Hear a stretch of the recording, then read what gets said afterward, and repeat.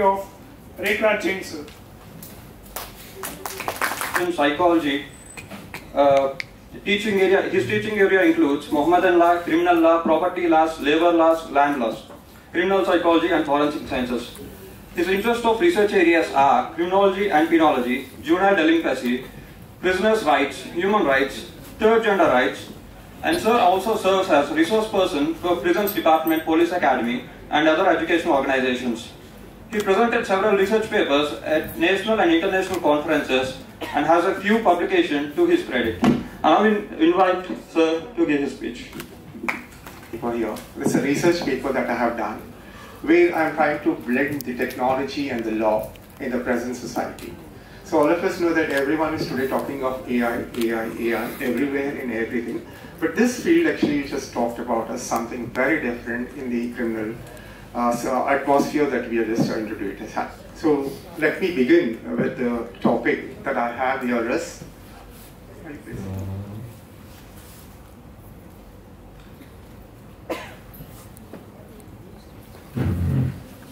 My topic of presentation could be neuroforensics is turning our brains into the legal evidence. How we could see today this technology is trying to pervade into the legal aspects and legal frameworks as this thing. We all of us know that crime rate is steadily increases and it varies because no nation is free from crime, but we all of us know its velocity is different from other countries. In some countries it's very high, but in some countries it's very, very, very low, where you can know about it as such. Now, the crime is not only tremendously increasing on the rate we are talking about it, the crime is also getting increasingly sophisticated. We all of us know the technology is being used where the person is being very, very smart enough to use the technology. So thereby, the criminals who are adopting the modern technologies, and this has actually stated to, compelled to seek the help of various forensic techniques in investigation process. Today you can see a variety of techniques that have been used in the investigating processes, you can see. So, we all of us know that during criminal investigation, most of the suspects or the perpetrator doesn't cooperate with the investigating officers. He doesn't actually do this. So this becomes the biggest problem for the investigating officers, what to do when he is not able to get any of this thing as well. So execution of the crime by the perpetrator or the suspect, we all of us know that will be stored in the brain. That's very complexity of any human, what we say, the thing as such. Do you have hand mic? That would be better for me. Yeah, that would be better. So that is one of the human aspect that definitely information gets stored in the brains, and that is how the information. So when the information is actually stored in the brain of the suspect, and it is for the central concern of the CJS criminal justice system to elucidate or to bring out that particular information. So it is today, because of the neurotechnology, it is possible to extract the experiential knowledge from the brain related to the crime or the concealed information from the brain, and this is by employing a progressive neurotechnologies. So we can employ the neurotechnologies and get it out. So now what is the progressive neurotechnologies? We have the two important neurotechnologies that actually I have confined myself for the research is brain mapping and BOS, that is brain electrical oscillation signature. Just next please, fast. So neurotechnologies which are including, they will be trying to evaluate your brain, that is involved in observing, evaluating, emulating functioning and capacities of the human brain. That is the greatness of our neurotechnologies, where it can penetrate into the brain and find it out how the brain is working non-invasively. So proliferation of these neurotechnologies for the current trends is probing the brain has led to the emergence of what we call as neuroforensic. So today neuroforensics is one of the subjects that is developing it. Some of them call it as neuroscientific evidence, but I'm using it neuroforensic because that's more appropriate when we are using this particular word, neuroforensics as such. What is neuroforensics all about? Neuroforensics is nothing but application of neuropsychiatrics to the legal and criminal domain. So you are applying the neuropsychiatrics, that is again related to the brain operating system of an individual. That is why we talk about it. So neuroforensics is nothing but it comprehends the relevancy of neuropsychology.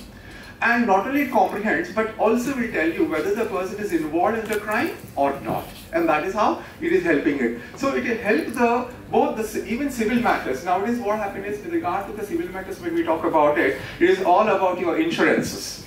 The false insurances that are being claimed by it. So there are many case losses in the foreign countries where one doctor has appropriated, that is $1 crore of the US, and twice he has done this.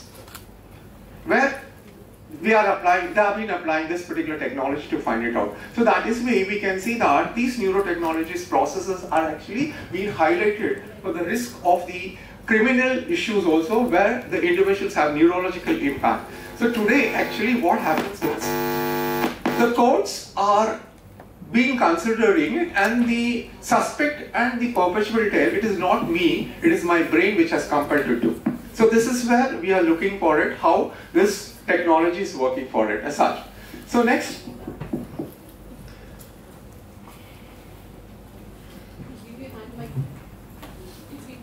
Yeah, that took me. Hello. It is progressing in that particular thing as such.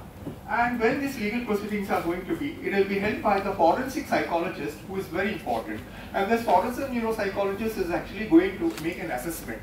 The psychological assessment of concerning the brain, behavior, the relationship, psychiatric and the neurological disorder, and the neuroimaging is relating to the legal questions that comes out that is going to talk about it. So what is the thing that has happened in the brain would be assessed by a neuropsychologist, and this particular person is going to present in the court of law as an expert. So this particular person who is going to present in the court of law, and that is a very important aspect that takes place, is that it is a scientific validated process that is going to explain it. The one important aspect that you have to see is that he is not only gaining a comprehension of understanding individual neuropsychological, but also the profile, the complete profile.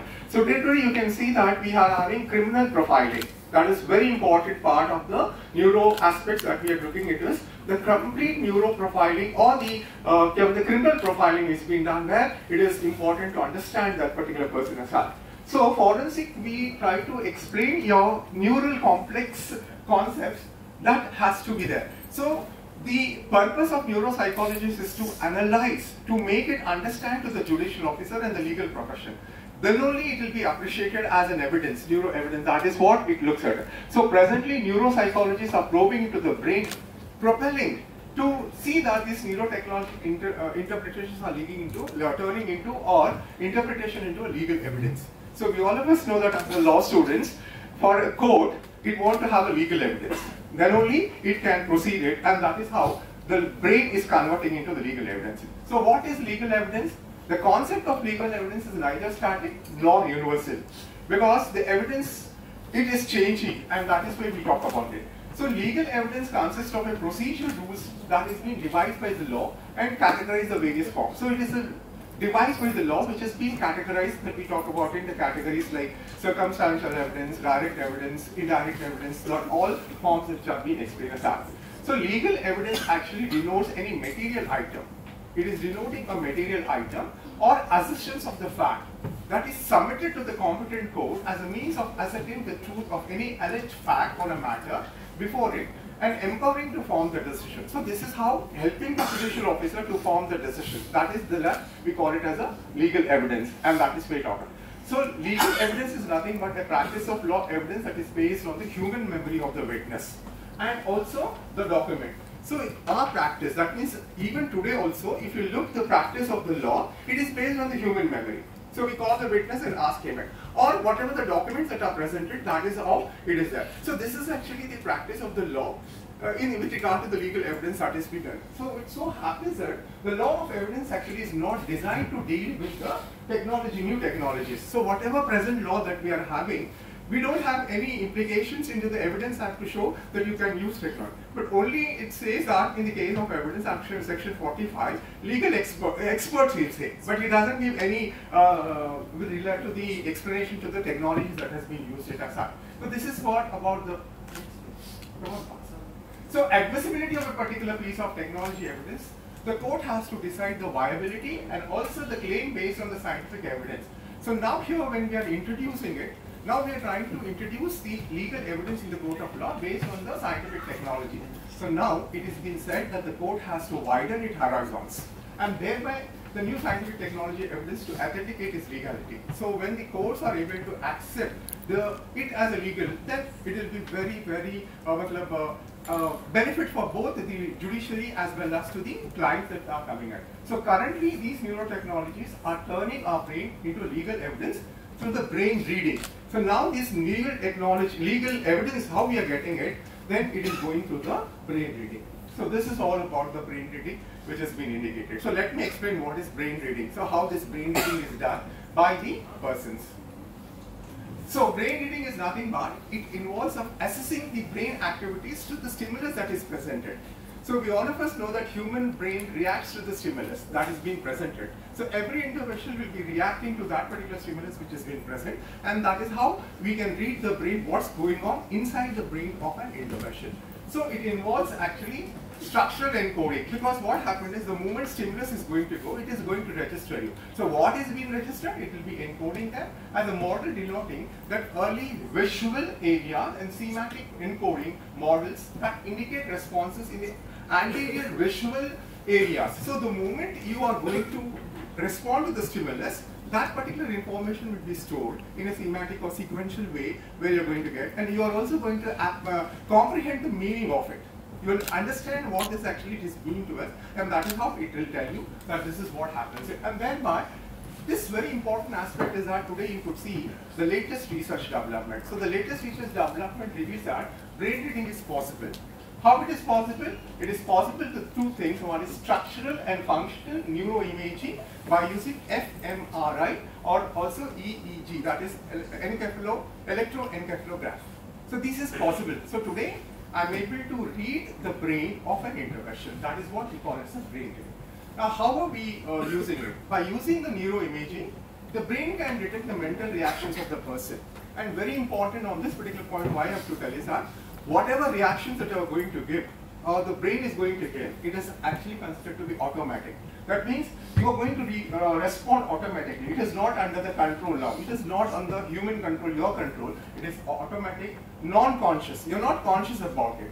And then secondly, it is not under the will control of a person. Your brain is now not under the will, because you have already sequenced certain things. Now automatically it works it out. And that is where we look for it as a backside. And you can see that it is nothing but a combination, it could be a combination of it, which could be possible for the person. And based on this only, the brain reading, we are converting, the legal evidence is converted by reading the brain, that is when we talk about it. So brain reading offers a valid information related to the crime. So now when you're going to read the brain, by using the neurotechnologies, we are able to see what is the relevant information with regard to the crime. And during the past few decades, the state of brain reading has advanced substantially, peering into the living human brain, that is looking for the evidence and translating it into the legal construction. So today, your brain reading total is becoming a legal construct. That means today, the courts are going to accept the brain reading as a legal construct. And for the law, legal constructs are very important. Now let me know what is legal construction. So how these now we are translating the neuroforensics into a legal constructions. How we are doing it? Neuroforensics is actually facilitating us in better understanding the internal brain non-invasively. That means we are not going to put any type of invasion into the brain. That's the reason why it is considered to be non-invasive.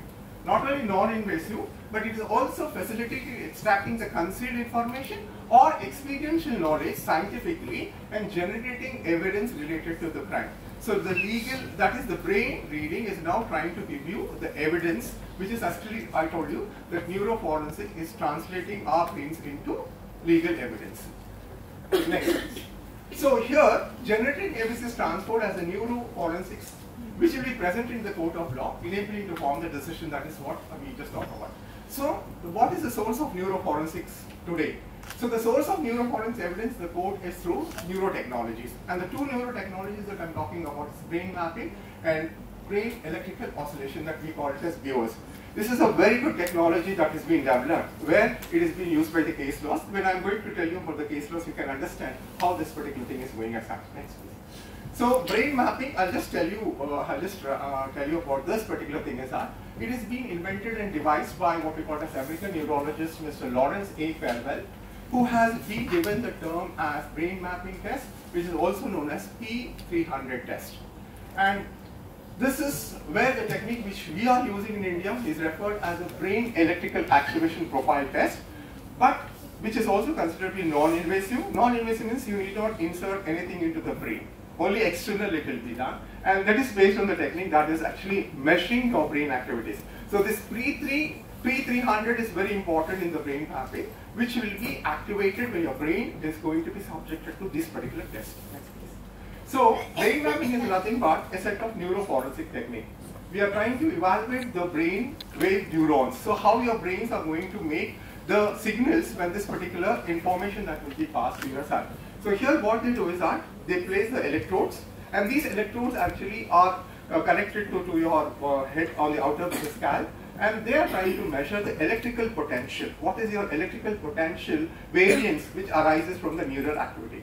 Suppose, for example, if I am being here and I talk about you, and whenever, if any person is going to ask me that this is a person who have been talked to him, definitely my electrical variance will be showing up, yes, this is what happens in my brain that we talk about. So brain mapping uses these particular things: electroencephalograph, computer tomography, and magnetic resonance, where you get the complete image of the brain activity. So what activity is going on this particular brain? That means not on the particular time. We are relating it to the crime because we are translating into evidence. That is why we are trying to do it as well. Or otherwise also, even if I wanted to go for a brain mapping and find out what activity is going on. Actually, one point I want to tell you is that these technologies are actually used in medical purposes. They are mostly used in medical purposes, but now we are using in the investigating purposes to find out the brain functions as well. Because this will help the medical fraternity to decide what amount of medicine that can be given, whether we can go for the surgery or not. But now in this legal field, we are using it for identifying the criminal, perpetrator, and trying to find that this is how we can proceed in the legal aspect as well. So that is why we are doing it. So there is a software. When you are attaching the scalp, the software is there. The software is going to capture the electrical impulses, and after that it's going to interpret the electrical impulses, because brain will give you, because you are being presented with the stimuli, and that's the reason why there will be electrical impulses, and this all will be summarized into a data, and that particular data will come into a visual brain map. So you'll get a complete brain map where the person is going to do proper test. So when you get that particular brain map, we are going to interpret, the neurologist is going to interpret about this brain map, how it is assessed. So tests comprise of examining, measuring event-related potential. So brain mapping is event-related potential, whether the person has been there and he is that particular event, he is recognizing or not. So brain mapping is for the event relationship. He is going to see it as that. So here we are going to see whether the brain recognizes crime-related information. So as there is an event. So today I am very well versed that this is an event that has taken place in the SVU University. So when this particular university is being taken, everything is registered in my mind.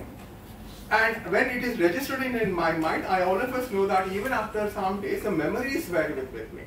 So thereby, even if you are going to, I forget about it, but when you are going to give me any visual clues or any information that you are going to talk about it, definitely my brain electrons will work. And that will be showing you that yes, you have attended this event, and that is event related. So the same thing is being applied with the criminal or the suspect to find out whether he is related to the event or not. We are not actually, these two techniques are not trying to make the suspect a criminal. We are just trying to find out whether the suspect or the perpetrator is a part of that particular crime or not, so that further investigation can be made by the police official, and that can be presented in the court of law as an evidence where the court is going to decide it as such. So that is where we look for it as such. So this will be actually operating on a premise that when suspect or perpetrator is exposed to factual probe associated with the case, crime, brain recognizes the detected information and elicits a wave-like response as murmur. Murmur is nothing but a memory encoded, which is response that you get it. So when your memory is encoded, definitely it responds to yourself. So that is the premise that we talk about here, is that telling lies require more cognitive effort than telling truth. So for me, if I want to tell lies, oh, I am not going to this SVU university at all. But that can be very difficult because I have to give 100 answers to it. So telling lies requires more cognitive effort than telling truth. Truth doesn't require anything. If I said, yes, I've been there, I'm a part of it, it is over. The moment I said, no, I'm not a part of it, my brain knows what actually it is working on. That's what it says it at. So here, whenever that particular murmur is coming up, and that murmur is nothing but actually it turns the brain into P300. So this is a P300 which we get it, and this P300 is actually indication of your frontal activation related to the recognition, because this frontal is very important. They are very active, and if anything is problem with your frontal, you know what happens. So that way, this P300 indicates yes, you are a part of it, and where activation takes place as such. That is what happened. So this P300 just occurs in 300 million seconds, just 300 million seconds. The moment you are being given with that particular place. So whenever the familiar words are being given, the moment SVU University is being given, it's enough for me. The moment I say you have purchased a ticket for the Tirupati, that is enough for me because my brain gets activated. Yes, I have purchased a ticket to go to the SVU University. Then the person will be asking, you landed here, you took a taxi, then you have come to this particular place. The moment these all are being shown to me, my brain gets activated. That is what happened. So even if the suspected or perpetrator is willing to suppress the necessary information, the brain wave will implicate it. That's what I told you. Even if you want to tell lies, it cannot tell. The brain will not tell the lies. The brain will tell only the truth. That is what it happens before that. So that is why we can see. This is very important. How are you going to differentiate whether the person is guilty or not? So this indication will give you how it is going to talk about it. So, yeah. Based on the brain mapping report, we will be drawing the inferences, and that is how. So what is the procedure that is established? The person is made sit warmly, and the person is being given with a scalp there, and that is how it goes out. And that is how we are trying to get the concealed information. So here you could see that the person is trying to conceal that he has had this particular weapon with him.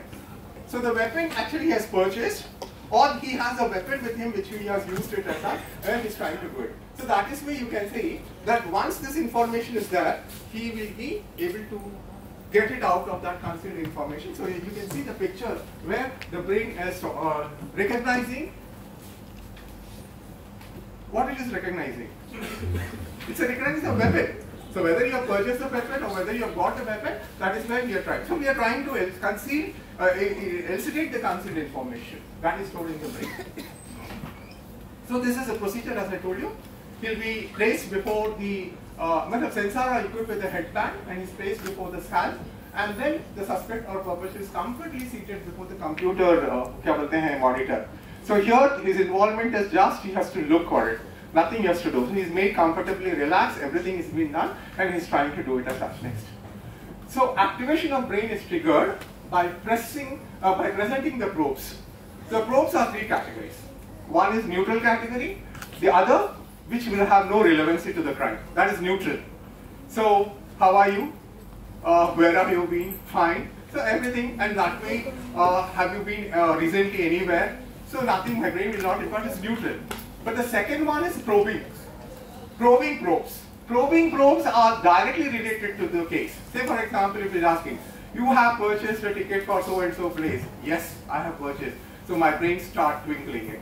So that is where it talks about. So that is how the concealed information. So totally it will be the one probing. And the other one is target-based probes, which will not have confidential and unknown. That means the investigating officer will have a knowledge about it further because he does it, but the suspect will not have it. It is confidential information. So three probes are there. where one is actually neutral, no connection with the crime, nothing happens. The other is probing, where it is related to the crime, where his brain will be activated. And the third one which we are talking about is the confidential information which is not known to the suspect. Where it is. Yes, now. So we will get 3 kinds of probes. When these 3 kinds of probes are there, then these 3 kinds of probes will be denoted with the 3 lines. And red indicates information suspect is expected to know. So red is indicating that the suspect is to know. Green indicates information not known to the suspect. And third, the blue indicates information that only perpetrator would know. Yes, next. So now if you see this particular information, you will be seeing it that if there is an information, if the information is not present, then blue and green line closely correlate. That means suspect is not guilty. And if the information is present, then the blue and red line will go closely. It indicates that the suspect has a critical knowledge of the crime and he is guilty. So that is where we try to prove the person's guiltiness as such. So in revolution, when you talk about it, brain mapping is revolutionary, and it is considered to be one of the techniques that is helping to solve the crime, where I will be showing you identifying the perpetrator, exonerating the innocent, and also trying to see a record 100%. This is 100% accuracy by the person who has done Lawrence extraction.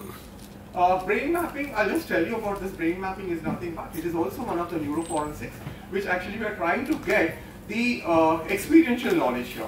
What you call it as autobiographical episodes or experiences. So here, the other one is trying to take out the concealed information.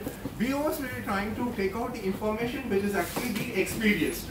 That means you are part of it. You have done or you are part of it, and that is how it is trying to do it as such. So here, this is where we talk about it, which is actually invented by Mukundan, our own Indian person, Mukundan, and it's a Bangalore-based. ENOX X0 is a official office there where this is going to be done. It as such. So here, 2 important things that you talk about is BOS. It has 2 important things. One is neurosignature system, where your brain is going to register it. The other one is VAX. That is actually where your visual and auditory is going to work it out as such. 2 important neuro aspect that goes on. One is your knowledge, and other is your which one? Remembrance.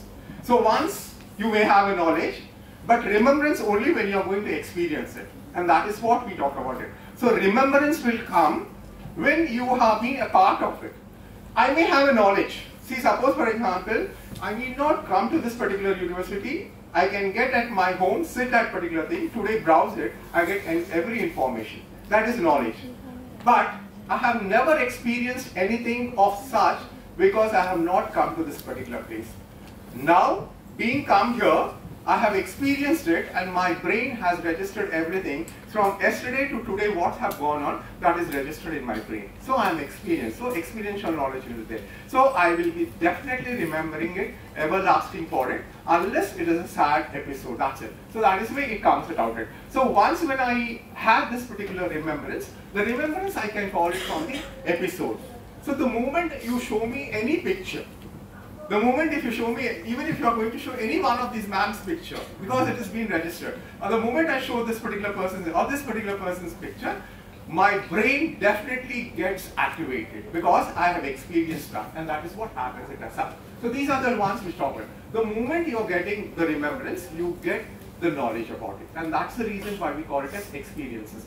And once when you experience your brain, and when that particular episode is being rewind to you, you will get the electrical activated. And your electrical activated is related to the signature. So that is one which is stored. It becomes a signature for you, which we are going to experience about it as such. So what signature represents?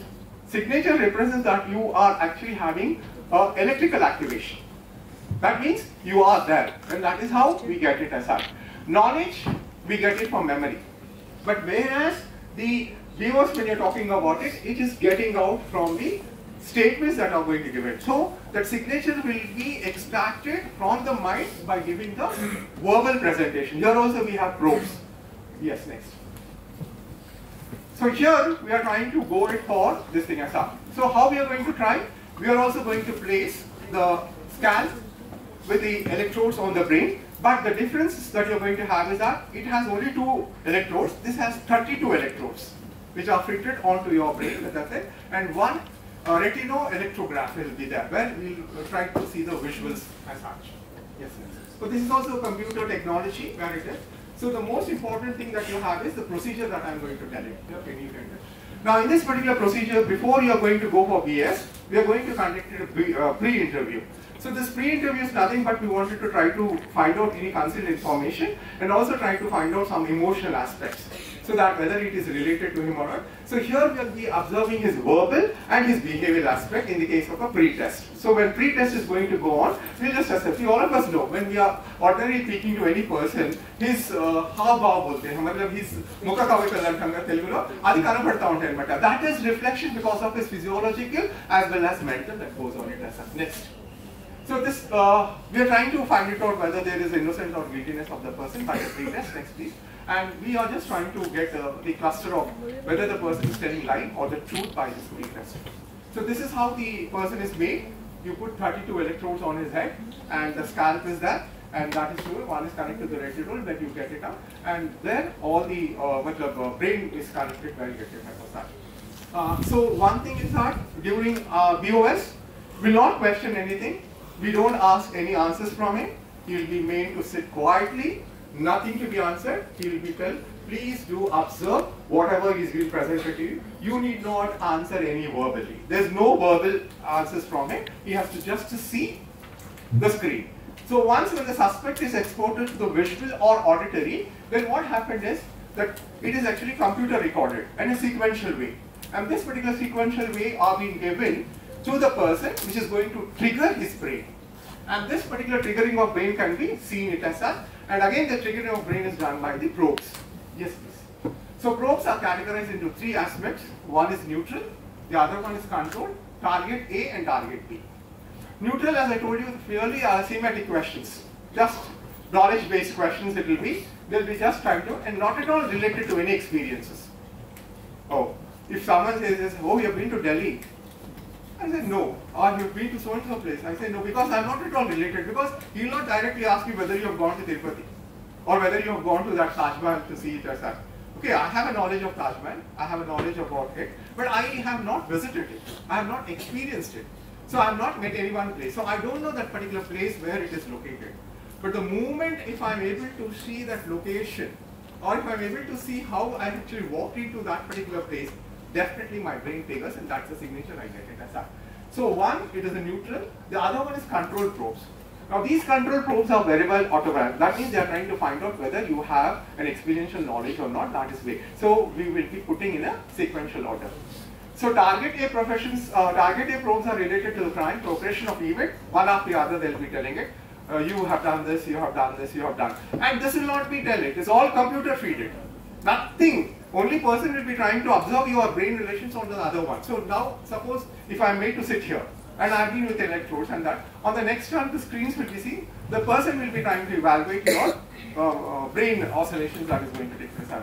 So targeted probes are incriminating. They try to incriminate you relating to the crime.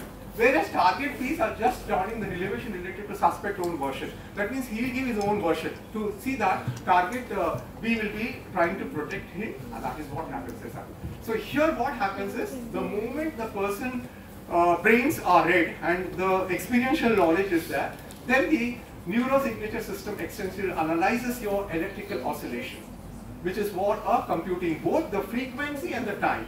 This is very important in BOS. We are going to try to find out what is the frequency and the time that the person is trying to change the domain related to his the probes.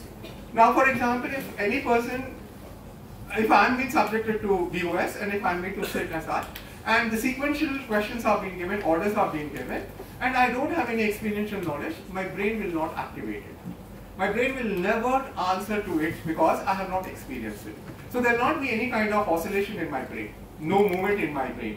Subsequently, the moment the targeting questions are being given to me and I analyze that particular thing, I need not listen. Just by looking itself, I will be getting it. Say for example, the moment I have taken an auto or a car, that particular movement of that particular car, number will be there, or the person, the moment I see the car, my brain gets experienced it and it gives you the, so in that way it gives the brain, but here it is oscillates, your signature, your brain is oscillating, your movement of brain is there, that's what happens, and that is it.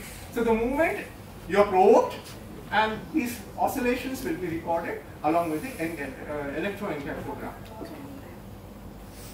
So probes which would evoke remembrance, the probes that you have given, which will evoke the remembrance of experience, the accused would have seen the trigger the movement. So the moment he sees it, his neuron triggers it. See, the moment I see anything which I have visualized and remember it, definitely my neurons will trigger it. And that is what happens. So the moment the neuron triggers, it generates the waves, brain waves, leading to accumulation of what we call as electrical potential in the brain. That is what it is being read, that is what it is being seen, and that is brain. So now these brain measures happen. And then we have the analog signals will be generated. So analog is nothing but a sequential that you get it as such. These analog signals which will be generated will be measured and amplified by the EE, that is electroencephalogram with it will be amplified. And this analog will be analyzing and telling you on the computer whether there is a information, concealed information stored in the brain and determined. So you will be trying to find out whether the person is concealing information, whether the person is not doing it. That is what happens. So whatever software is there, the software is going to record the brain in specific reasons, and it will tell you that the crime's details when it is being narrated, it will. So the area or the part of your brain which is related and stored with the crime will get ignited. It will get ignited, and that is how the information you get it in the form of the report. So we'll be getting the form of a report in this particular thing, and we'll try to find out whether the person is run. So once the test is completed, you get the report, and that report is analyzed to find it out whether the person is a part of the crime or not a part of the crime as such. So finally, you're getting a forensic expert report, and this forensic expert report will be converted into legal evidence subsequently. This is the differences, just I want to try to skip it. One is having 2 electrons, the other is having 32. One is related one with the crime one, the other one is with regard to the experiential knowledge it shares about it as such. That is where we get it. That is the differences. But I just want to conclude between the differences that is that these technologies which are used for criminal investigation do differ. They are not one and the same. They do differ from each other in terms of their objectives, in terms of their administration, in terms of their analysis, in terms of interpretation, and in terms of reporting it. So with regard to brain mapping, it is event related one, where we are trying to find out the concealed information. And with regard to the BOS, it is with regard to the experiential knowledge, whether the person has participated or not. That is what we try to do. So different technologies are used for measuring 2 different parameters of the brain activation. So the one technology cannot be compared with the other, nor you can say that it can be replaced in terms of investigation of criminal cases. Each of technology is unique in nature. Right? That is what it says. Now, most important point of my research in this particular aspect says is that the perception of neuroforensic evidence in the Indian courts. How the Indian courts are looking at the neuroforensics is the biggest question for you, because my question was, or my paper was on that particular talking about is neuroforensics is turning our brains into legal evidence. So how the legal, role of the courts in this particular acceptance of neuroforensics, we talk about it. So we know that neuroforensics have ingressed into the courts of law, because the number of cases that I have, just give you some important cases where we talk about it, and you find it. Just wait. So you can see that how it is certain. One important aspect is that such evidence is actually, the practice reveals that the acceptance and amplification of such evidence has to be varied. That means there is difference in opinion with the courts, and thereby its perceived power may be opinionated by the particulars of each case as well as the judge's comprehension. So no person is coming to the conclusion about its scientific evidences that have been presented in the court of law or neuroforensics that is being put into that, because every judicial officer has his own opinion. So we don't have a concrete opinion with regard to the neuroforensic when the courts are being coming up, because every case is being decided by its own comprehension and acceptance of the neuroperception. So some courts, some judicial officers, if they are, one point actually it is out of it, why the judicial officer doesn't accept the scientific or the forensic evidence. 2 important points that we have to learn here is that the forensics actually it is a scientific based one, procedural aspect which is that, and they have the procedure scientific which they have come to the conclusion. We all of us know our judicial officers are so enough that they are bounded to the parameters of their own way of interpreting the evidence. So as a forensic psychologist or a neuropsychologist, my interpretation of evidence is based on my scientific procedure that I have come in conclusion. He will be based by the acts, the procedural aspect that he needs to hold. And if the judicial officers want to accept it as an evidence, then he has to come out of the box. It should be revolutionary for the judicial officer to accept the neuroforensics. That is what's happening in the court of law. Because some says it is violation, some says it is okay, you have the book, then I'm going to talk about it. So usage of neuroforensics in Indian courts reveal upstraight. That is, there's an increase, tremendous increase in the case of witness act. Yes. Now these are some of the cases that we talked about. Is Ramchandra Reddy versus state of Maharashtra. Abdul Telgi's case, you all of us know that what scam?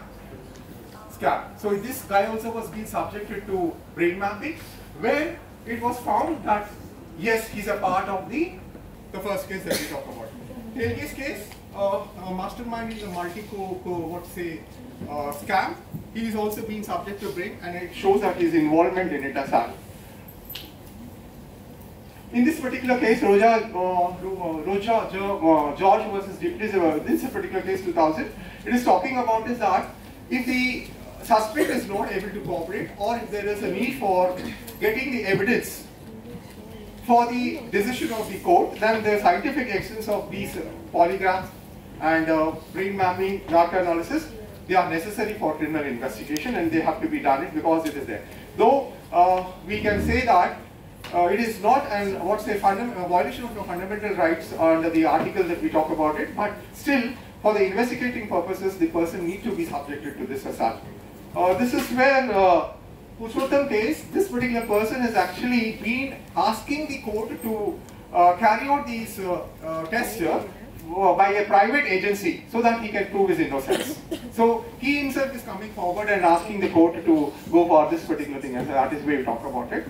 Then Santosh Bain case, this is where we talk about is that where the brain mapping has been done, and then they said that the brain mapping should be stopped because it is violation of my fundamental right. But the court said no, you have to undergo because we have to find out the truth. We have to go to the base of the truth and find it out, and that is why we wanted to see so that the accused is being arrested correctly. That is what it was trying to do it as such.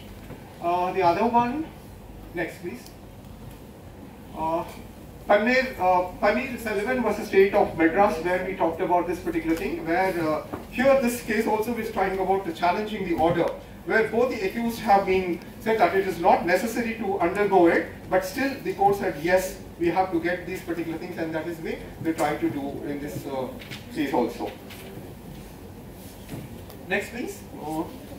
Purushottam case also we are trying to find it out that Gujarat High Court has accorded the permission for undergoing for brain mapping case to establish the innocence.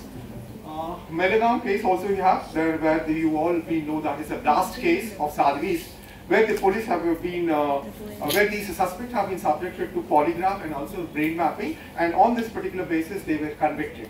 They were convicted as such. State of Andhra Pradesh, next case, no, that is there. State of Andhra Pradesh also, it is being said that brain mapping is necessary to undergo because these tests will tell you whether the person has been involved in the, that is where we tried to do it. So what is that? This is the last one, the latest study I have is 2018 wala, where we are trying to get it that this person, which one? Yeah, Jasa Arjun case, there, here, in this particular case, the petitioners voluntarily agreed for the brain mapping case so that he can prove his innocence, and that is what he will try to it. And the court has permitted to go for it because here he was saying that this particular person is falsely implicated in the murder and that he wanted to prove it. So right from there, and the lower court has denied the brain mapping. But when he has come to the appeal, the court has said that let him prove his innocence, so let him be subjected to the brain mapping. So to prove his innocence, we have done it. The next last case that we have is this. Now here this is a case that we talk about as a police crackdown unsolved theft case using the brain mapping in Bangalore 2023. This is the latest case that we have it. In this particular case it so happened that the domestic servant was actually have committed an offence of theft. And she was subjected to polygraph. She revealed nothing. Then the case was unable to, and for 1.5 years it was pending like that. And subsequently, when this particular lady was subjected to brain mapping, and during the brain mapping, she has revealed a word called Amma, and then Mama. That's all, nothing else. So Amma and Mama both were arrested, subjected to third degree, and then from that particular case they got the lead, and then it was revealed that she has been continuing doing this particular theft for more than 1 year, slowly removing little part of it so that they cannot get any suspicious of it. So she has committed a worth of 10 lakhs and above theft in that house where the domestic had, and this by applying the brain mapping, they were cracked down the case after that. So polygraph also was not able to do, investigation also not helped her, and when she was subjected to not third degree, but where there was some interrogation, and we all of us know how the police interrogation will be there. I am well experienced with two cases. One is police interrogation, and second is with regard to the prison. So I have good experience in these two cases. So that police interrogation we all of us know. And have you heard anything like a helicopter in a police station? Helicopter treatment? No. You know the helicopter treatment? What is that? Nothing. Tie upside down and making swing. So definitely when the brain, when he is tied upside down, all his blood will come down, and for a second or 2 seconds you will not be in a position to breathe it out. Then definitely please that is what happens with this. This is where it happens. So this is the, but that's the reason why we are trying to go for this scientific reasons as such. Yes. So even Arushi's case, you can see, Arushi's parents also been subjected to the brain mapping, but unfortunately, we all of us know that because of the police, where the evidences was not called properly, and that is how they got acquittal. But otherwise, the brain, brain mapping of both the parents revealed that they are involved in the crime as such, and that is the correct. And this is the landmark cases in US that we talked about it as Arushi's case as I was talking about it. And the most important case is that of state of Maharashtra with Satyajit Baldev Sarva, where the lady has given a poison of arsenic to his ex-friend Udit Narayan, where these actually were a student in the Maharashtra college, and they were in love with it, and afterwards what happened is, then Praveen entered. It became a triangle love there. The Praveen entered, and then she was, she married Praveen, and then she went to another place, and then when this Udit Narayan was pestering her, Ajao, come back, I want to take you as my wife once again. But already she got married to Praveen, and he is an ex-boy. So one day, chalo, they made a plan, Praveen and Aditi Sharma will go meet this guy, and what she has done, she went to, she has mixed the arsenic in the prasadam, that is prasad, and she said this is, then she she has phoned this Udit Narayan, and she said, please come, we'll thrash out our differences, and then she said, I got a prasad for you, so eat this prasad. The moment he has eaten the prasad, the arsenic, and he became unconscious, and he was admitted to hospital, next day he died. So in all the sequential that was shown and revealed earlier, it showed that Aditi Sharma was a culprit, and the court has, this is the first case in India where she was convicted for the murder of her friend Udit Narayan. That is what we talk about it. Praveen Sarup Kandel, also the case that we are talking about, is the same thing that we just come about. Also there, where the same thing it talks about, where the two persons were working in the shop, and one of the person has killed the other so that he can rob the shop. And when he was subjected to BOC, he revealed that he has done the crime, and that is where we talk about it, where it is this thing. Yeah, next please. Sarmesh Mitra was a state of Bengal case. This is actually where a group of people were involved in the murder case. And when the, Priyanka Chaudhary, Pratik, Danik Sharma, when these accused were subjected, it was found that these particular persons were not involved. Actually, this was a high case in Bengal. It was actually political case, and high personalities were involved. But when these two people were subjected to the BOS, it revealed that they were not actually part and parcel of the case that we talked about it. The other one is Drishyam. Where it is? No, before Drishyam we have one case, sir. Sunil Kumar. Yes, this is very important case that we talk about 2019. Sunil Kumar, Virji Bhai, Damod versus state of Gujarat. In this particular case, the accused is, the person has applied for a regular bail. and that particular person wanted to apply for a regular bail, and it was said that this particular person was accused of committing an offense of rape on a girl of 7 years 8 months, 8 months, where her name was Mayuri. So he was accused of it. And when this particular person was subjected to brain mapping and also BOS, his BOS revealed that he was innocent. He told that he is innocent and he is arrested. So then, not only taking the BOS into the consideration, they also have taken the circumstantial evidence. Now, the girl said that she was taken to that particular room where she was being sexually assaulted, not along with her, but also 4 other girls, where this accused person has tied her with a handkerchief and committed and sexual assaulted her. So, when the circumstances of this evidence has also been taken, the room was actually not feasible to commit an offense, because it was actually, it could be seen. It could be seen from the outside if any instance occurred. And another thing is also, when these girls were taken, and when the boys and other girls, when they have been taken inside, the other girls and boys also would become curious, and they would have run to any teacher or tell to any person that these particular girls have been arrested. So none of these circumstances prove that this particular person was involved. So his BOS. So basing on the brain mapping, basing on the polygraph, and basing on the BOS, the court has said that this particular person can be given a regular bail. But the court said this is not the end of the trial. Both the parties, prosecution as well as the accused, has their right to present the evidence in the court of law to prove their innocence, and once the court has been, once they are able to prove beyond the reasonable doubt, it can be decided. So this is a case where the court has considered as a legal evidence for setting the person free or giving the person the bail, regular bail, for which we talked about it. And another one is Satyam Dubey. Yes. Next. Okay. Yeah. Drishyam, it is just like a film that they have done. Drishyam style. Any person have done, seen Drishyam. What is Ajay Devgan's movie it is? That is where we talk about it. In this also, Ajay Devgan? Venkatesh, but I don't know about it. But in this case, Drishyam case, it is a BJP leader.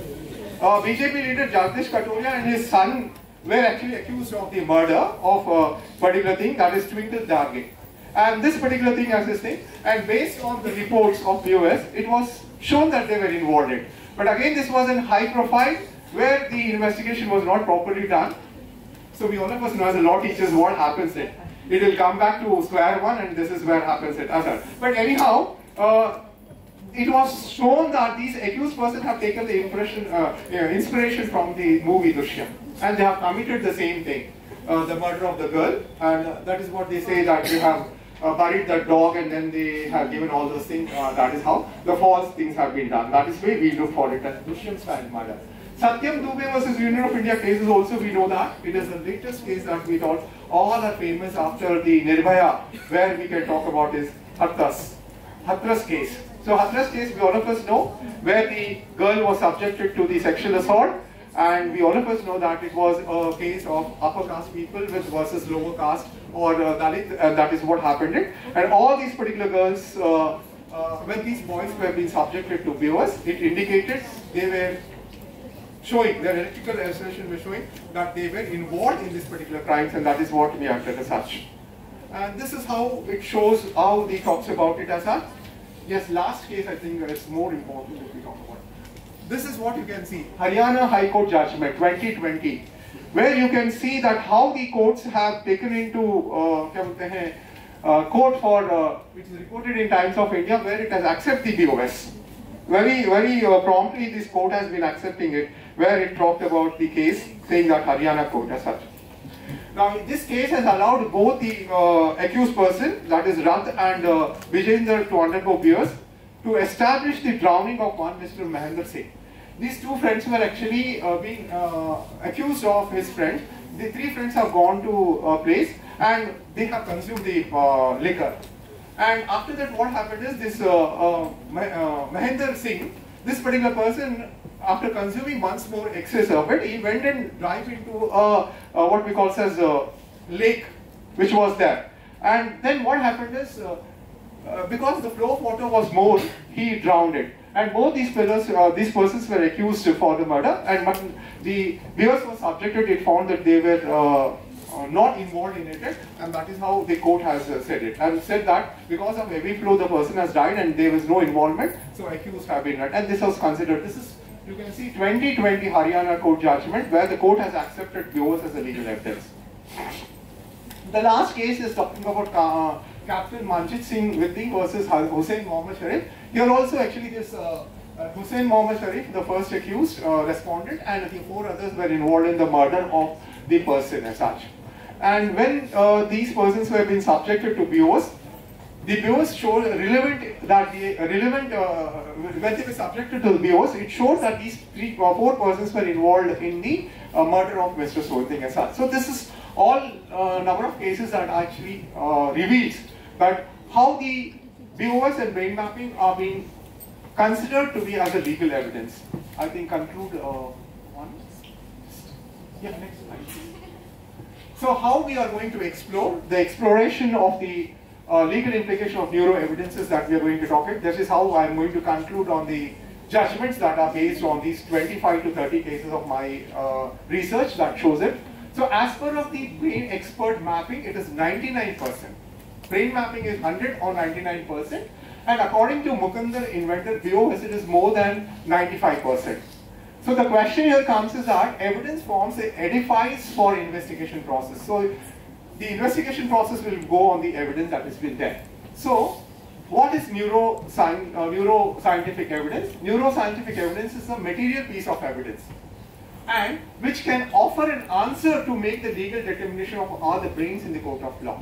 So friends, here I can tell you that like any other evidence, you can make use of this brain evidence as a legal evidence that we can talk about it. So that's the reason where we talked about it. Next please. So that is where you can see, and to determine the admissibility of forensic evidence, the court has to consider the standard of evidence reliability. And the extent and the practice of neuroforensic evidence in criminal trials do differ among the nations. That is not same. If you take the United States actually have sent up the standards for admitting the test in these 2 cases, that is fire to Dhaka. So these 2 cases are actually important. The first case, fire case, says that if I wanted to accept it as a scientific evidence, as an evidence, then it should be an opinion of all the sciences to form that yes, it is true and it can be accepted. And this Dappert case is what he says is that it should be legally proved by the scientific procedure aspect, which has to be given the endorsement by the scientific or the person who has carried out, and it should be accepted by the scientific community. Then we can accept it as an evidence. That is what he tries to give it as such. But when you are coming to the admissibility of neuroforensic in India, it is not addressed explicitly by Indian Evidence Act. So we don't have any explicitly accepting neuro evidence as such, and thereby the admissibility is decided by the individual basis, and that is how we talk about it. So admissibility of the brain mapping and brain elasticity of neuroforensics in the court is a still matter of debate. So it is open for debate whether we should continue to offer it as an evidence or not is a question of debate. Because lastly, yes, next please. So Supreme Court has not given definitely ruling regarding these 2 neurotechnologies. Thereby, we can say that these particular things have not been considered much because there is a lot of differences with regard to the other courts. Some are accepting as it, some says yes, you have to be subjected, some says we need to have the evidence to be proved as the innocence, all these different things. So whatever it may be, it is concluded that it is up to the discretion of individual judges to decide whether or not to admit the results of brain mapping and brain oscillating signature BOS as a legal evidence in the trial. So it is again the individuality of the judges that we are coming up. Yeah, I just want to conclude the remarks. What I want to tell about this particular paper is that, where we just talk about it, the presentation. Progressive neurotechnologies are making possible to introduce neuroforensic evidence to the legal proceedings. Yes, we accept it. Today they are accepting it as a legal forensic. And what the neuroforensic techniques are doing, the neuroforensic techniques informations, we are getting it from the suspect or from a perpetrator, accumulating the brain into the legal evidence. So we are trying to accumulate, but we account the brain for the legal evidence. So both these differentiate between the absence of information and concealed information, that is brain mapping, Whether you have information or whether you don't have information is done by brain mapping. And whereas BOS, we are trying to differentiate the electrical activity related to specific autobiographical activations. Suppose you are really having the experiential knowledge or not is being done with the BOS by or eliciting electrophysiological impulses, the changes that is taking place in your body and mind, that is we are trying to do it as sample. And brain mapping and close, they are providing cues to investigating agency, expanding the realm of criminal investigation and aiding to solve the crime. And we all of us know in the absence of eyewitnesses, neuroforensic evidence is entering the courts and thereby forming the psychological evaluation, translating into the legal construction. So we are translating this neuropsychology or forensics into a legal construct. That means you are getting a legal base for it. That is what it means. Apparently, this is a very good conclusion that I wanted to really emphasize in that. Apparently, the neuroforensic evidence can be used like any legal evidence. You can use it as any legal evidence because to establish discord any claim of it, you can use it. It's a material piece of fact. And in the court of law, we all of us know that we use a material piece of fact, which is to be proved or disproved it. So that's the reason why I'm emphasizing this particular thing, that yes, you can use it as a neuroforensic evidence in the court of law, because any legal evidence, and as you are using any legal evidence, you can do it as well. So we can see that usage of neuroforensic evidence in the courts have predictably increased it. So the number of cases itself is proving it. I have taken only these latest cases which are being, there are many other cases. Actually, totally if you see that there are a number of cases here, but I have only taken some of the important cases where the court has formed the decision on these two things. And that is why I try to find it, I try to present it on this way. So predictably increasing, and you can see how the case law courts are proving. So how the case are trying to convince in that particular thing itself. So in India, the usage of neuroforensic code is a relatively new practice. They are to come up. So but its implication is being understood by the court. Its importance, its preferences are being understood by the court, where you can see it as that. So complexity of neuroforensic poses challenge to the legal professions. Yes, because it is a scientific one, and comprehensive nature, because we none of us are very scientifically to mark to that particular expectation, because he is day in day out working with that, and he is very comprehensive in his own field, like we are comprehensive in this field. So to make it understand, it is very important that for its acceptance, we need training, and legal precedents are necessary to appreciate its veracity. So you have to have the precedent, and we all of us know precedents form the basis for the judgment of the previous thing. That is what happens in it as such. I think that. And one important point is that legislation has to make the law, because unless legislation make, I think now it has made it. So the new CRPC is making it very clearly that if there is going to be a punishment for 7 years and above, forensic report is a must. Forensic investigation is a must. So you are going to see that, but still, yeah, I have to, re-engineering it. I have to re-engineering it. It's taking time for me to understand it. So legal, we should make it as a neuroforensic as a part of legal system, which may have a dogmatic effect on its legal decisions and aid in delivering the real justice as against the technical justice. Please do understand these two differences which I am talking about it. Where you are able to understand the scientific, you can give a real justice. Rather than going for and against a technical justice, the justice which you are doing is technically based on non-scientific evidences that I can say. So technical evidences that you're talking about is the routine one you have done it. This is where you talk about real justice would be given to you. That means you will see that how the justice is being delivered by the courts by using the data. So lastly, I can say the progression in application of neuroforensic technology is cumulating that there is enormous potential for the neuroforensic evidence in the criminal cases. So there will be a lot of potential now. Only thing is the courts have to do it as such. I think last slide is thank you. Yes. The floor is open for the questions. I may invite any questions. The total data will be removed within 1 year or 2 years. So, but the disposal of any case, minimum 3 to 10 years, yes, like that. Yeah. Especially in India, where the lack of infrastructure and other so many aspects are there. So, first thing is when the total data is removed, yes, retrieving of data and coming to a conclusion is too difficult. Okay. That is first thing. And next, software engineer does not know the legal terminology and this. And at the same time, a judicial officer does not know about the control A to B, like that. So many, like legal issues, plenty technical issues I find out because I am dealing with the Evidence Act, number of things attacking me. So second issue. So when there is a like circumstantial evidence, where there is a disconnection between among the deciding authorities, how to draw a conclusion. Right. That is another issue. Oh, yeah. So you have 3 questions for me, more than that. So when there is a conflict between the expert technical evidence and eyewitness, whenever there is no eyewitness, then we will go for the technical or any this scientific. Yes. Highly law is So dynamic.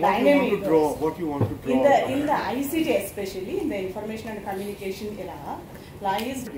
The judicial office is bounded by his rules. It is there. Now, for example, training in that, how we are going to interpret it. So that is in my brain. Second thing, you say CRPC. Oh, sir, have to help me out. So when we, sir, we are just using expert evidence. We have not used any kind of what we call as a forensic evidence or anything as such. So the latest is using the forensic evidence. So in such case, it so becomes is that you wanted to be on your side, and I, as a technical, I wanted to prove that I am right. So transparency and accountability in every walk of So life. here what happened, there is a rift in the gap between both of us. Now what you say is that I can't go beyond my Evidence Act, nor my criminal procedure, so that way I'm stick to this particular thing. But as a scientist, you have done it in a scientific way and you have come to the conclusion, this is how I'm drawing it. See, you are going in a systematic way. That is what I'm calling it as a science. It is a forensic science. So you are going in a systematic way where you are drawing it and telling to the court. Now, it is for you as an presenter to the court of law or as a defense lawyer to the court of law to convince him that, sir, this is the matter and this is how it is. So if the person is convinced, then he has to come out of the box, think over it and give it. We had this thing with the judicial officers when I was taking a training. We had 2 days training in the judiciary. We have that judicial academy. For ensuring a delivers its judgment on that particular thing. They are very apprehensive that their judgment, that is what happened. Suppose, for example, if you have a very, judicial who wants to prove progressiveness and incidences where the Supreme Court also appreciates the lower judiciary. There are the incidences where the High Court also appreciates the lower judiciary. But their apprehension is that not being progressive. Otherwise, today present judiciary, we know that they are well versed, they are progressive because they are trying to come out the colonial one. The High Court itself has given the permission to conduct it because one person says it is against the violation of my right, so I cannot be subjected to because it is consent. And one important thing that will come out is that consent. How are you going to prove it? So okay, I have given my consent. The judiciary has taken it, has noted down. Tomorrow you will tell it that no, my consent was not free. My consent was intrusive. My consent was confessed, forced and all. Then what is the judicial official going to do? Suppose I am coming with consent, I was subjected to the intrusive, I was subjected to the force, I don't even understand what was going on. Madam told I went it out. Then what should I do? What the ma'am is going to do as a judicial officer? She will tell I am given. So that word consent is very, interpretation of consent is very complicated to find it out. That's happening. Now we see most of the cases, sexual assault. If you analyze these cases, I have analyzed about 27 cases with regard to the consent where the judiciary is now trying to make it. An young lady of 22 years knows what is the act when it is being committed. And day after the relationship is over and then the person doesn't want to continue the relationship, then she goes to the police station and then she says to the investigating officer that this fellow has raped her. And that particular person says that it is because of consensual we had a relationship. Then how is that fellow going to prove? Is it that the person should have taken in writing? Can any woman give in a writing that okay, I am ready to have a consent? Give it? So it becomes a lot of this disregard for this particular thing which becomes it up. So I was just trying to find it out what exactly what exactly we are trying to talk about the concept. It's very difficult to interpret it. It's very, very difficult to find it out. Okay, ma'am says okay, I would have understood in a different way. And if I would have said okay to ma'am, ma'am would have understood that particular kind. She would have taken the construct of that concept in a different way, which I would have taken in a different way. So that becomes a big difficult problem in this particular thing. So interpretation part, when you're talking about it with regard to any of the scientific evidences, it needs a lot of understanding. So that's the reason why, as I was telling in my presentation, that you have to convince the judicial officer, your scientific procedure, to the legal fraternity. It is not only me, even suppose I am standing in place of you. So you have to not only convince the judicial officer, you have to convince me also. And I also defense I am going to convince in what way it is wrong. So it is scientifically proved. And why better I am talking about neuroforensic, usage of neuroforensic is that instead of subjecting the culprit or the suspect or a perpetrator to a third degree, we are evaluating it in a non-invasive way. We are trying to protect. Otherwise, if the person is subjected to the third degree, on the other side you get human rights people. You get a human rights people voicing it at. Nowadays, not only human rights, every individual is aware of our human rights ain't only good human rights check us which is it.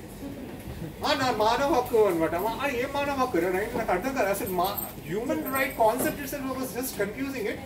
How are you interpreting your human rights? Especially in India, only accused persons having especially when I'm coming out of this downtrodden, then I should not say SCST, but tribals and all this particular thing, you're making it a big hangama there. And that is all. And even something is going on, a person dealing at Delhi Human Rights Commission, he will send a notice to the state that this is a violation is taken. And on one side, the court says that investigation should be done properly so that justice can be delivered, and then he wanted to have it. So when you want to deliver the justice, investigation should be proper, and if investigation should be proper, as a suspect I should help the investigation. And as a suspect or as a perpetrator, I know, Cheyaledanడి, sir, innocent sir, that is what he says. Interrogation. So what happens is the best way that they do is that ఇప్పుడు మీకు ఇక్కడ కొడితే మీకు కనబడుతుంది అనమాట. ఎక్కడ కొడతారు తెలుసా మీకు? ఎంత కొడతారు అక్కడ ఏం కనబడుతుంది అనమాట. ఎలా ఉంటుంది అది? రబ్బర్ ఇట్లా వేసి, నేను కూడా ఒకసారి వేయించుకున్నాను. అది ఇట్లా కొట్టగానే మీకు సెన్సెస్ బాడీ ఇక్కడికి షాక్ వస్తుంది. ఒకసారి ట్రై చేయండి మేడం. అంటే నేను కాదు, సార్ మీద ట్రై చేయండి అంటే all the objectives are for the laws. Yes. So from that side, yes. Because the moment you hit there on the this thing, the senses will go to the brain map. And I was asked to it because they were my friends. By brain mapping will be applicable to the lunatic people, sir? No, that is where we just added, because we talked about not only the but actually, as I told you that these are mostly used for medical point of view to find out what is the impairment of your brain. And the brain entavaru damage ayindani try chestaru. Medical lo use chestam chaala mattuko. So in medical lo when you are using this particular thing, it is actually telling you that what kind of medicine that we can give, whether we should go for a surgery or not, or what ante entavaru treat cheyagaltam annadi వాళ్ళు try చేస్తారు. ఈ brain mapping as well as this EOS, there will be just actually neurotechnologies I'm talking about. But what happened is, the latest brain mapping and this BOS is trying to give you the information. And the brain ఎలా పనిచేస్తుంది, ఎట్లా పనిచేస్తుంది, ఎలా దాని యొక్క process that is going on in the structure. So that's the reason why we are trying to use it in the for the person. But lunatic, when you're talking about it, that particular person is being exempted. Even if the person commits a crime, he has an exemption under the IPC. So where he cannot be prosecuted because of it. That's the reason why I told you that today, why we are trying to project it to the court of law, that it is not me who have done, my body has not done, it's my mind which has done. So we all of us know that mens rea is the most important part that is required to determine the culpability of an individual. So when the person's brain is not working, all of us know that his mens rea is not there. That means his mind is not under control. That's the reason why when the mind is not under control, that means the person has done without mens rea. As you said that brain mapping, they will be taking only the event, are you present or there, you said. And second thing, BO is that whether this event you had been participated or not, you have been taken. In both events, if one woman or old age person will be traveling in a bus or in such situation. Okay. And she had seen that situation and she maybe forgot everything. Okay.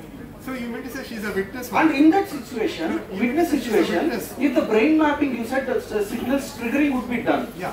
If signals triggering would be not done, then what is the use of this? No, one thing I'll tell you.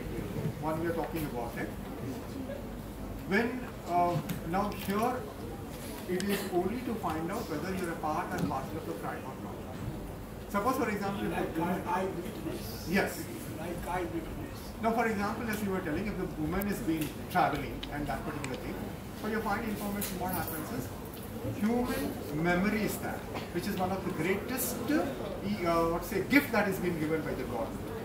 Maybe for some time your human memory may not work for some other reason, but somewhere. No way, neither your physical health nor your mental health will be affected. Mental health, when you're talking about it, is just talking about your psychological aspect. Internally, just has a changes. So your mental health is regard to the mind that you had it, which affects your brain due to certain reasons. Say, for example, if you're being imprisoned, and what happens is when the person is imprisoned, we all of us know that the basic thing that the person has lost is his liberty, and he becomes so anxious about that. There are many cases that we have come across that even on the first day of the person, because of anxiety, the person has collapsed. He has not even entered into the jail. He has been transferred from the court to the jail, and the moment he has entered into the jail, it has triggered his mind to such an extent that he collapsed. Heart attack. So, and it became a custodial death case. That became the biggest problem there. It became a custodial death case and it became a voice for the human rights people. He's entering into it, collapsed it, but thank God to the, the autopsy that has been concluded that he had a sudden stroke. And based on that particular thing, the officials were protected. Otherwise, what happened is it became. So you're just talking about the mental health. When you talk about it, you just go through the mental health, what it defines it. It doesn't have the definition of your mental health. Your mental health doesn't define what is mental health. Just go through it once. So thereby, what it states to you about the mental health that is talking about it. Actually, the opposite of mental health is nothing but well-being of an individual. If you are not suffering from any kind of diseases, either physically or mentally, then you are considered to be well-being. Arogyam or no. 100 years you live, but you live happily and healthy. So that was the one which we talked about it. So these two neurotechnologies or any neurotechnology, even if you're okay, neuroimaging, because these principles work on neuroimaging. It is nothing but scanning of your brain. You're slicing the brain. Brain is sliced chestunna. Mukkal ga tayar chestunna anamata. So MRI veltaru kada. MRI వెళ్ళినప్పుడు మరి మీకు ఏ mental effect అవుతుంది చెప్పండి నాకు. What effect is going to give you?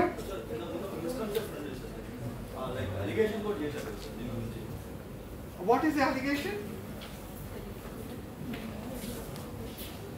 Sir, కొన్ని allegations కూడా చేశారు sir. What is allegation? Like mental గా ill అయిపోవడం కానీ, physical గా fitness పోవడం కానీ, ఇలా చాలా allegations చేశారు sir.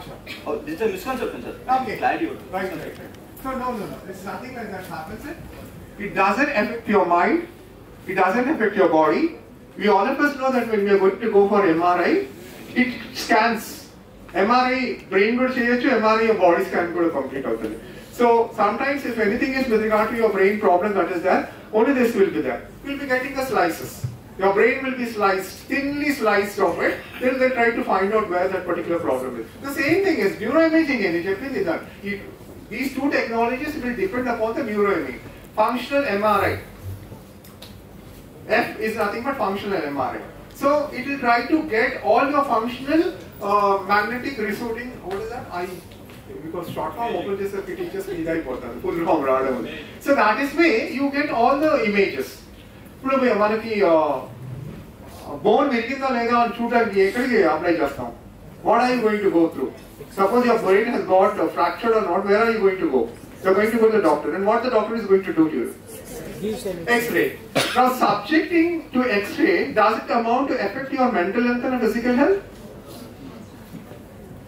It doesn't. As you said, it is a misconception. See, one thing I'll tell you. but I'll tell you. Any person who has committed a crime will just say that is an innocent, including me. It is not that I'm on a big pedestal and okay, I'm a Satyavadi or what you can say Harishchandra. It is very difficult for me to be a Harishchandra. Definitely, knowingly or unknowingly, human beings would commit no. I can't say it is a crime, but sometimes wrong. Because crime we used to say, teachers and their participants. Somewhere or the other way we do it wrong. Actually wrong and wrongdoing is a crime. But there is a difference between wrongdoing and a crime. So it's better to use a wrongdoing rather than a crime as such. So perfection annadi ikkada undadu. Ante mali ma teachers kuda perfection ledani cheppoddu. Because endukante students chala you have to be very careful when you use the words. Sir cheppadu kada madam sir cheppadu kada perfection meer kuda perfection. It is not that way. No individual in this world, including God, who we have just talked about, is not perfection. They will do a perfection kaadu. So we all know that. That's what we talk about it. Perfection annadi with your other words we talk about it. So perfection is something different which you have to perceive in a different way. So no human being can be 100% perfect here. It's very difficult. Situation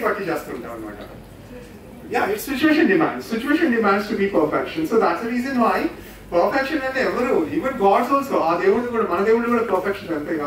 Everyone had his own way of it. But perfection, when I'm talking about, is something which is actually again individualistic. What may be perfection to me may be not same to you as such. I want to be perfectly dressed and I want to be perfection in my say delivery of lecture or my knowledge, whatever it is, or my class work, what I do, that is I want to be perfect so that I can deliver a good lecture to my student. That is perfection in me. Me perfection would be different. The difference is size in the perfection.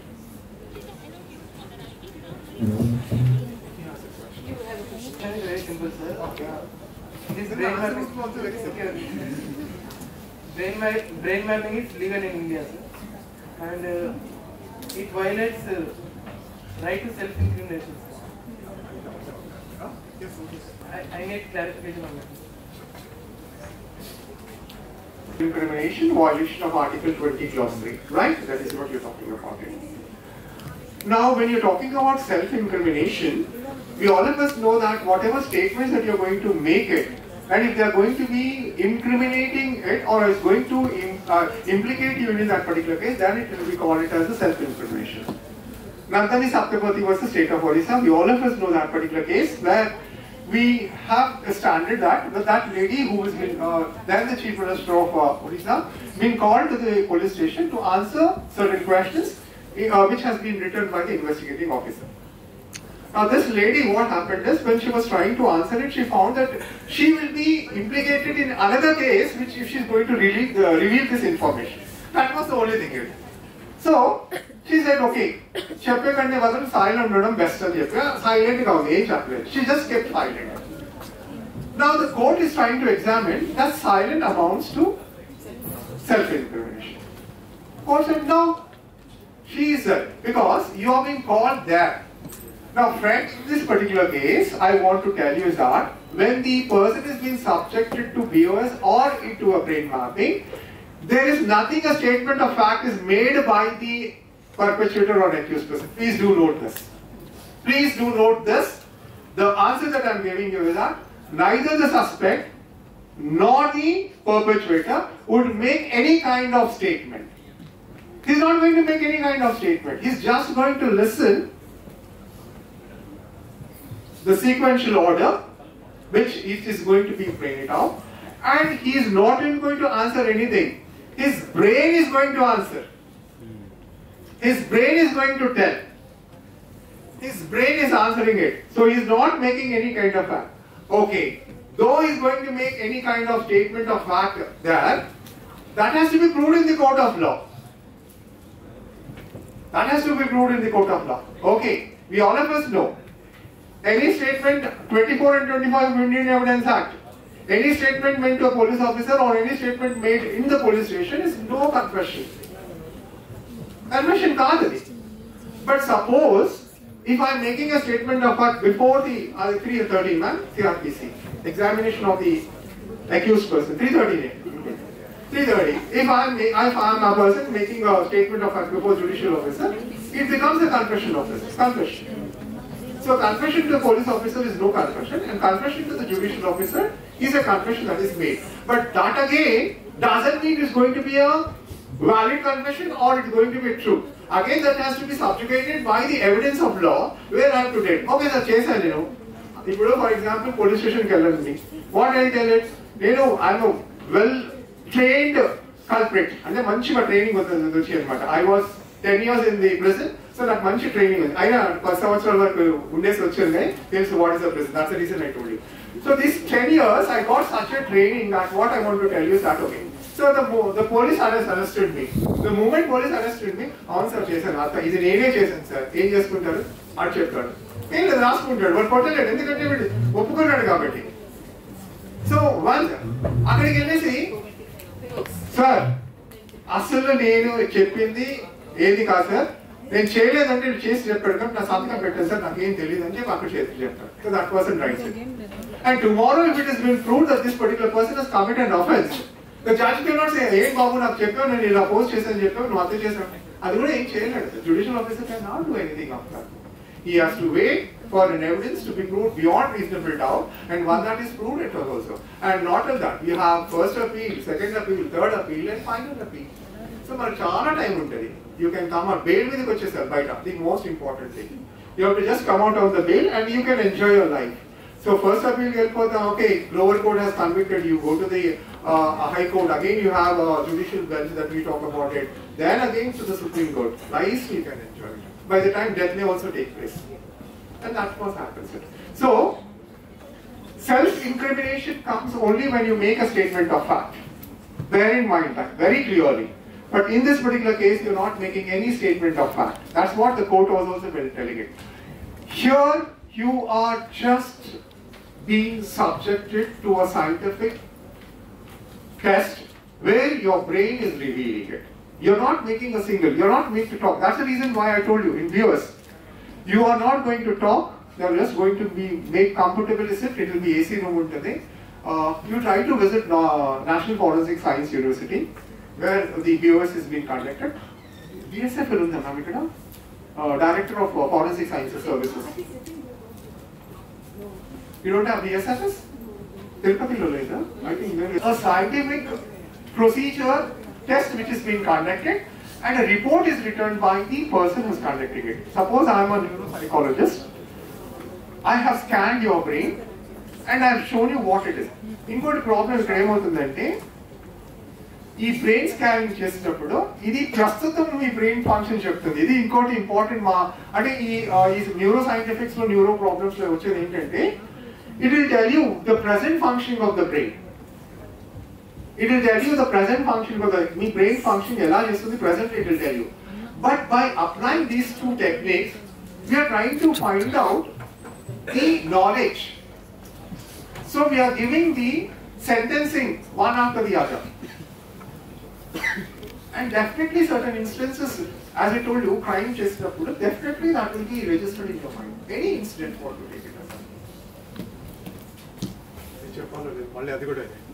First time girlfriend telling compulsory register ఉంటుంది. First time when you go with your girlfriends to the movie, that picture you'll never forget it. It's not a crime. Till your death. It's not a crime. And if you're subjected to BOS, nowhere prohibited. లేదు sir నేను వెళ్ళలేదని చెప్పడానికి వీలు పడదు. ఆ scene అంతా కనబడుతుంది నీకు. How did you take your girl friend to that first movie? Bike और मोटर बाइक और वॉट एवर इट इज, जो हाथ में हाथ डाल के चलते ना भैया तो पता चल जाएगा. यस, याद रहेगा. That will never forget it. So, any questions about criminology, one is in medical science, etc. But my question is on property, sir. Property. Why property? Because we have studied there are two types of property rights. One is immovable property and movable property. Yeah, I'm coming on it. So there is another property called intellectual property rights. So intellectual property rights, we are dealing upon copyrights, patent rights, trademarks, etc. And why I've been asking this is because, sir, you use Instagram. No, I used it but I removed it. Yeah, that's the reason I'm asking in intellectual property rights, because in Instagram I have seen where Modi ji singing songs in Telugu, where it didn't happen. But using AI, they have created it. Yes. And so there has been infringing of rights in property actually. So this, for me, I expected it. Artificial intelligence in legal education, in the seminar, I expected is using guidelines, ethical guidelines, where to use, where not to use. So this has become a threat to humanity itself. As he is saying, the mental or the thing is damaging. I accept it actually. Why? Because it is corrupting the brains on where we are using. Why? And yesterday there has been a seminar regarding drafting, pleading and conveyancing on how AI is using. Sir, we are lawyers actually. When we are doing advocacy, we need to draft. Our drafting skills must be enhanced by using daily practice. Where if we use AI in this regarding concernly, the practice has been completed. It now been usage. Where we are here upon everything is documentation to produce in the courts or wherever we go. And another is in the criminal sanctions where you have given us many case laws. I will definitely be against it because lie detector test is also there, where it can be is not accepted in the courts as a substantial piece of evidence, not as a main confession. And the third one is the brain testing capacity, as it is conducted by third party. In contract itself, we are using free consent should be there, where a fraud, mistake, coercion, for any kind of undue influence should not be there. And this definitely comes under undue influence, AI. So I want to question that there must be ethical guidelines to be subjected to these particular cases, where actually we call this as deception cases. You talked about the polygraph, that is a lie detector. Now what happens in this particular case is just only trying to deception whether the person is speaking truth or false, that's all. Based on this deception test, the court is not going to prosecute the person and put him behind the bars. Now here we are trying to just find out by using these techniques whether the person is telling truth or false, so that further investigation can be made. We are helping the investigating authorities by giving a clue. As I told you in the case of the latest case of 2023 of Karnataka, the lady, she was subjected to polygraph, lie detector. Nothing could be got out of her. That means she is so clever enough to deceive the investigating officer, right? So deception, they could not do it, okay? Then when she was subjected to the brain mapping, there she only have revealed based on the, because she is already having the knowledge about it, it is even related one. When she was subjected to the brain mapping, she has revealed Amma, Mama. Amma and Mama actually in no way connection it had it with regard to this. So her brain mapping at it. So now the investigating officials, what they have done is that based on her, this is not even again confession. Don't think that she has confessed to that particular crime and that is straight off it. Based upon that particular word, what happened is further investigation was made by the police officer who has apprehended both of these guys, the Amma and Mama. And Amma and Mama were subjected. I know you got my action. So Amma and Mama, when the police interrogation has gone in, they have revealed the truth that she has been giving these properties, small gold properties to them, and these fellows used to go and sell or mortgage. Mortgage and the pawn brokers, that is they used to go and pledge it. Yes, they used to pledge it. So the clues that the investigating official who has come from this particular test, further investigation was carried out and they were able to solve the case, which was not solved for more than 1 year. This lady, who was a domestic servant, was committing the theft for more than 1 year. She was living slowly. And one day they came to know that the theft is being committed of more than 10 lakhs the worth of gold that she has done is more than 10 lakhs. So her words has led given to the Qs.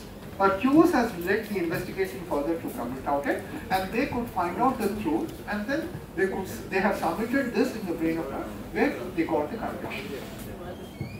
So here we are not trying to tell that the other tests which there were faults in it. They have helped us out to go further investigation. So there what we are trying to do is that we are trying to protect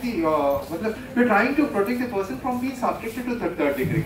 If that same lady servant would have been subject to third degree, she would have also said nothing to it. And then big human rights and all people would have come and then would have done it as such. What I am saying is, it is different. Instead of using third degree, you are saying this. Yeah.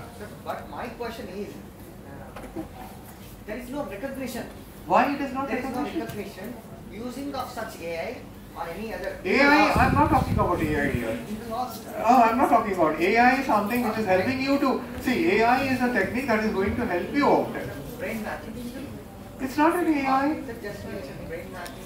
Using mama, brain mapping, using brain mapping. It's the words that have been digitized, not the brain. AI, artificial intelligence కాదు ఇది. ఇక్కడ మీరు use చేసిన technique ఏంటంటే we are trying to come out with the revealed information. Brain store అయిన దాంట్లో so you just first get correct information. What is AI? Then I will give you.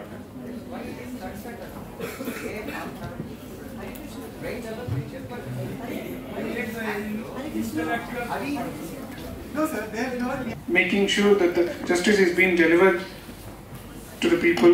And thank you sir very much. And I would like to announce that there is a 10 minutes break.